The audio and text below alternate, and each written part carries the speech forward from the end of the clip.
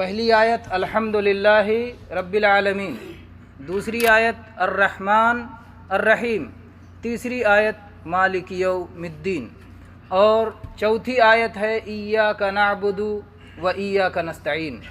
پہلی تین کی آیتوں میں اللہ تبارک و تعالیٰ کی تعریف ہے، اور تعریف اللہ کا نام لے کر کے، الحمدللہ، ہر قسم کی تعریفیں اللہ کے لیے۔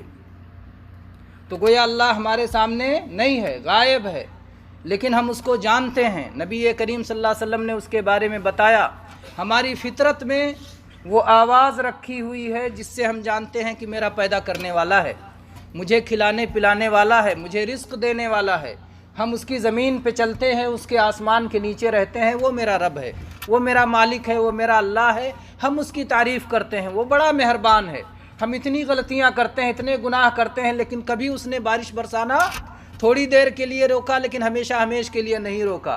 سورج سے روشنی دیتا ہے، رات کو چاندنی بکھیر دیتا ہے، پھولوں سے خوشبو عطا کرتا ہے۔ اس کی نعمتیں بے پناہ ہیں، اس نے ڈھیل دی ہوئی ہے، ایک مدت مقرر کی ہوئی ہے، بدلہ تو ملنا ہے۔ مالک یوم الدین، وہ بدلے کے دن کا مالک ہے۔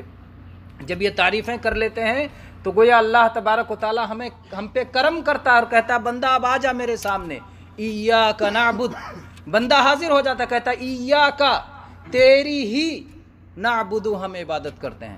اے اللہ، جس کی تعریف ہم نے کی، تو ہی ہے جس کی ہم عبادت کرتے ہیں۔ ایاک، تیری ہی، نعبد، ہم عبادت کرتے ہیں، و ایاک، اور تو ہی ہے، نستعین، جس سے ہم مدد چاہتے ہیں۔ ہم تیری ہی عبادت کرتے ہیں اور تجھ سے ہی مدد چاہتے ہیں، تیری ہی عبادت کرتے ہیں۔ اس میں ہمارا کوئی کمال نہیں ہے، ہمیں غرور نہ آ جائے، اس لیے ہم فوراً کہہ دیتے ہیں ایاک نستعین، تجھ سے ہی مدد مانگتے ہیں، تیری مدد ملتی ہے، تیری توفیق ملتی ہے، تو ہمیں اس قابل بناتا ہے کہ ہم تیری عبادت کر سکیں، تو عبادت کرتے ہیں۔ سب سے بہترین دعا جو جنت کے خزانوں میں سے خزانہ ہے، اللہ کے نبی صلی اللہ علیہ وسلم فرمایا لا حول ولا قوت الا باللہ، یہ جنت کے خزانوں میں سے ایک خزانہ ہے۔ لا حول، کوئی حرکت نہیں، ولا قوت، اور کوئی طاقت نہیں، الا باللہ، مگر اللہ کے دینے سے۔ اللہ حرکت دیتا ہے تو حرکت ملتی ہے، اللہ طاقت دیتا ہے تو طاقت ملتی ہے۔ اللہ بہت عظمت والا، بہت بڑا، بہت قدرت والا، بہت غالب ہے۔ تو ایاک نعبد و ایاک نستعین، کہتے ہیں اے اللہ ہم تیری ہی عبادت کرتے ہیں اور تجھ سے ہی مدد مانگتے ہیں۔ اس عبادت کرنے پر تیری توفیق ہوگی، تیری مدد ہوگی، تو ہم یہ عبادت کر پائیں گے۔ ہم تیرے سوا کسی کی عبادت نہیں کرنے والے ہیں، اور ہم تیرے سوا کسی سے مدد مانگنے والے نہیں ہیں، تجھ سے ہی مدد چاہتے ہیں اور تیری ہی عبادت کرتے ہیں۔ عبادت کیا ہے؟ عبادت کیا ہے جو ہم کرتے ہیں تیرے لیے؟ عبادت کہتے ہیں انتہائی ذلت اور پستی، ساتھ میں انتہائی محبت اور انتہائی تعظیم بھی ہو۔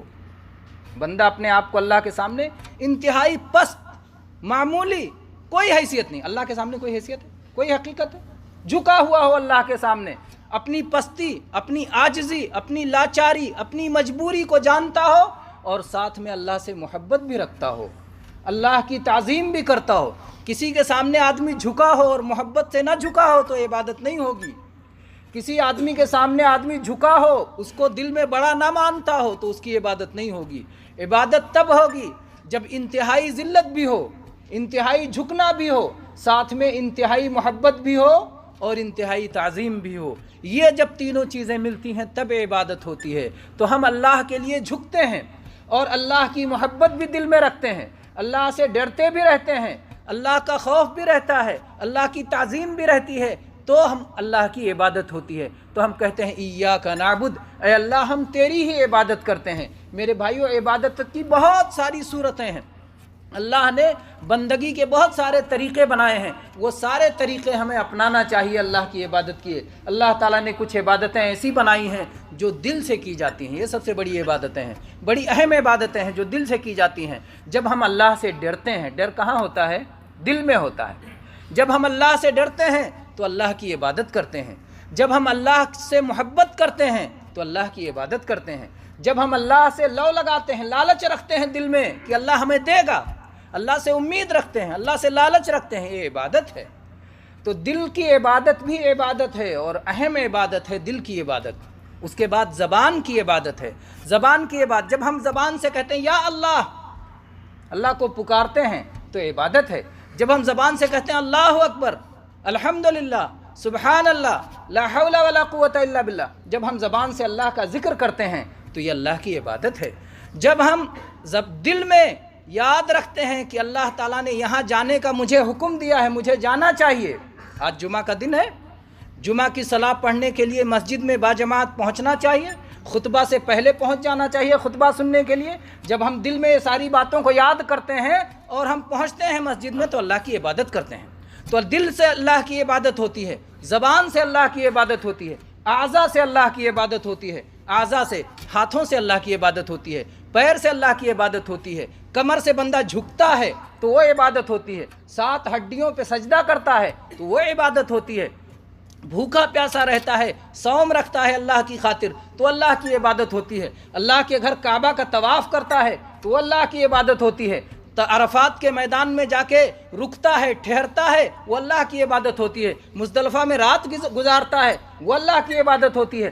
اللہ کے حکم کے مطابق، رسول اللہ صلی اللہ علیہ وسلم کے طریقے کے مطابق دل میں اللہ کو راضی کرنے کے لیے اور اللہ کی نعمت و جنت کو حاصل کرنے کے لیے اور اللہ کے جہنم سے بچنے کے لیے ہم جو کرتے ہیں وہ اللہ کی عبادت ہوتی ہے. اور یہ ساری عبادتیں صرف اللہ کے لیے ہونا چاہیے. ایاک نعبد، اے اللہ ہم تیری ہی عبادت کرتے ہیں، تیرے سوا کسی کی عبادت نہیں کرتے. ایاک نعبد، یہ ہم ہر صلاح میں، ہر رکعت میں اقرار کرتے ہیں اللہ کے سامنے. اے اللہ ہم تیری ہی عبادت کرتے ہیں، تیرے سامنے جھکتے ہیں، تجھ کو پکارتے ہیں، تیرے لیے مال خرچ کرتے ہیں، تیرے بندوں پہ تیری خاطر مال خرچ کرتے ہیں. کسی غریب کو، یتیم کو، بیوہ کو، مسکین کو جب اس کو ہم مال دیتے ہیں، خرچ کرتے ہیں تو اس سے ہمیں کچھ نہیں لینا رہتا ہے، ہمیں اللہ سے لینا رہتا ہے کہ اس کو دے رہے ہیں اس لیے کہ اللہ نے حکم دیا ہے، اس کو دے رہے ہیں اس لیے کہ میرا رب راضی ہو جائے، اس کو دے رہے ہیں اس لیے کہ میرا رب میرے مال میں برکت دے، اس کو دے رہے ہیں اس لیے کہ میرا رب مجھے مصیبتوں سے بچائے. تو رب کی رضا کے لیے ہم مال خرچ کرتے ہیں. تو عبادت مال سے بھی ہوتی ہے، عبادت جسم سے بھی ہوتی ہے، عبادت زبان سے بھی ہوتی ہے، عبادت دل سے بھی ہوتی ہے. یہ ساری عبادتیں کس کے لیے؟ اللہ کے لیے. اللہ کے لیے عبادت ہو تو بندہ موحد ہے، اور یہ عبادتیں اللہ کے سوا کسی اور کے لیے کرنے لگ جائے تو بندہ شرک میں پڑ جاتا ہے. اللہ تبارک و تعالیٰ سے دعا ہے کہ اللہ تبارک و تعالیٰ ہم سب کو اپنا موحد بندہ بنائے، شرک سے ہماری حفاظت فرمائے. آمین.